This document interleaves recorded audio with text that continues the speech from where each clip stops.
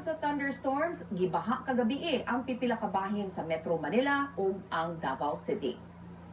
Gibahaan ang pipila ka dapit sa habagatang bahin sa Davao City tungod sa kusog nga pagbundak sa ulan kagabi. Lakip sa gibahaang mga dapit mao ang Turil Poblasyon, Turil Crossing, Bayabas, Tugbok District, Susana Homes, Baliok Turil ug Talomo. Giingong misaka ang tubig sa kasapaan ug ubang agianan sa tubig sa dapit tungod sa grabing pag-ulan.